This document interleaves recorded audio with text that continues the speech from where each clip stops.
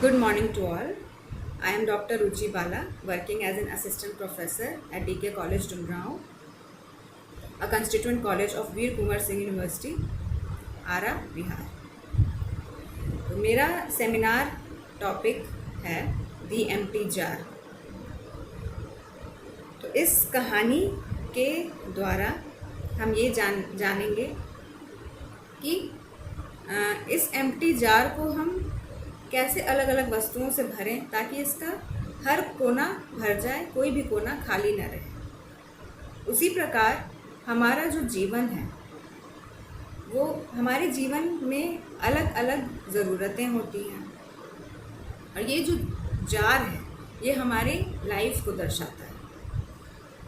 और हमें इस कहानी के द्वारा हम ये समझने की कोशिश करेंगे कि अपने जीवन में किन ज़रूरतों को अधिक महत्व देना है और किन चीज़ों को कम महत्व देना है और इन सारी चीज़ों को किस तरीके से मिलाकर अपने लाइफ में चलना है ताकि हमारा जीवन सार्थक हो सके। तो चलिए हम शुरू करते हैं कहानी से। ये एक टीचर और स्टूडेंट की कहानी है। इसमें जो टीचर हैं वो क्लास में आते हैं एक एम्प्टी जार लेकर। स्टूडेंट्स बोलते हैं उन्हें इस जार को भरने के लिए। टीचर आसपास देखते हैं, बड़े पत्थर राउंड स्टोन्स उठाते हैं और उस जार को भर देते हैं।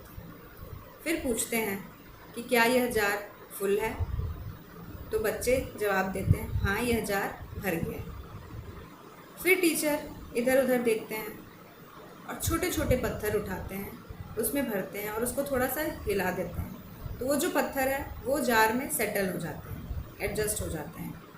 और फिर टीचर पूछते हैं स्टूडेंट से क्या यह जार फुल है? तो बच्चे जवाब देते हैं कि हाँ, यह जार फुल है।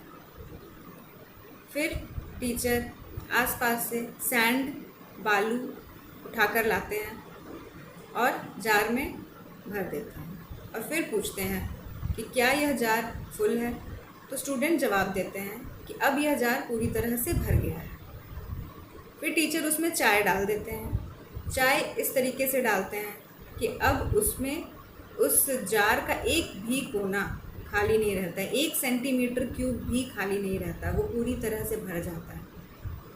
यह देखकर स्टूडेंट हंसने लगते हैं। तो फिर टीचर उन्हें समझाते हैं कि यह एम्प्टी जार जो है जिसे हमने अभी अभी भरा, ये हमारे जीवन को दर्शाता है। हमारे जीवन के अलग अलग ज़रूरतों, जिसके अंदर जो हमने अलग अलग वस्तुएं भरी हैं, ये हमारे जीवन के अलग अलग ज़रूरतों को दर्शाता है। जैसे ये जो राउंड स्टोन्स है या फिर जो बड़े बड़े पत्थर हैं, ये जो है ये दर्शाता है हमारे जीवन के सबसे अधिक महत्वपूर्ण चीज़ों के। ये दर्शाता है हमारे लाइफ में जो मोस्ट इम्पॉर्टेंट थिंग्स हैं उनको, जैसे कि हमारी फैमिली, फ्रेंड्स, हेल्थ इत्यादि।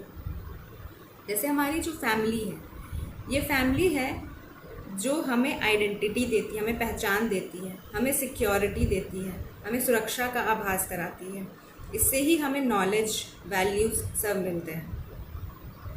ये सब और इन्हीं वजह से हम एक खुशहाल जीवन और एक सक्सेसफुल जीवन जी सकते हैं।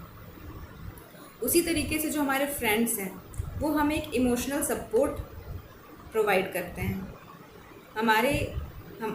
हमारे साथ हर परिस्थिति में हमारे साथ होते हैं, हमारे कॉन्फिडेंस को बूस्ट करते हैं, हमारी मानसिक हेल्थ, हमारी मेंटल हेल्थ को मजबूत करते हैं और हमारे जीवन को और समृद्ध बनाते हैं।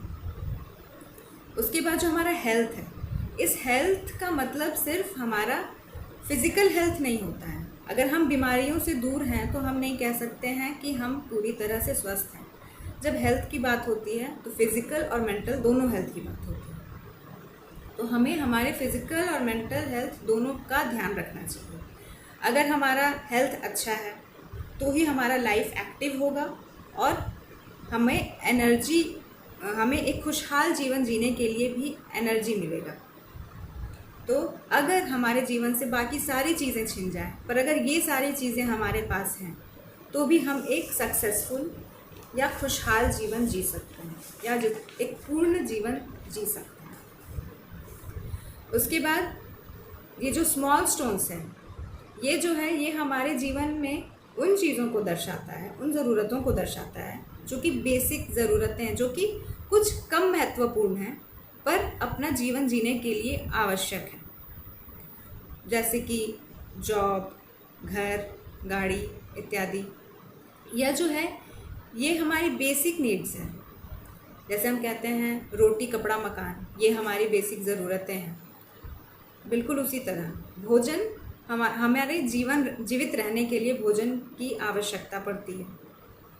उसके बाद हमें शेल्टर चाहिए, हमें आश्रय चाहिए, उसके लिए घर चाहिए, कहीं ट्रैवल करना हो, कहीं जाना हो, उसके लिए गाड़ी चाहिए। तो हमें अगर अपना जीवन को कंफर्टेबल बनाना है तो इन सारी चीज़ों की ज़रूरत पड़ेगी। इन सारी चीज़ों की मदद से हम एक स्टेबल एक फुलफिलिंग लाइफ जी सकते हैं। उसके बाद ये जो सैंड है ये हमारे जीवन में बाकी बचे हुए सारे चीज़ों को दर्शाता है। तो अगर हम ये सैंड को पहले भर देते जार में, तो फिर ये बड़े बड़े पत्थर या फिर जो अधिक महत्वपूर्ण चीज़ें हैं हमारी लाइफ में, उसके लिए जगह नहीं बचेगी। इसीलिए हमें उन चीज़ों पर अधिक ध्यान देना चाहिए, पहले ध्यान देना चाहिए जो हमारे जीवन में अधिक महत्वपूर्ण है, जो हमारे जीवन को खुशहाल बनाने में, आरामदायक बनाने में और पूर्ण बनाने में मदद करती है। हमारे जीवन में हर चीज़ का एक अपना इम्पोर्टेंस होता है।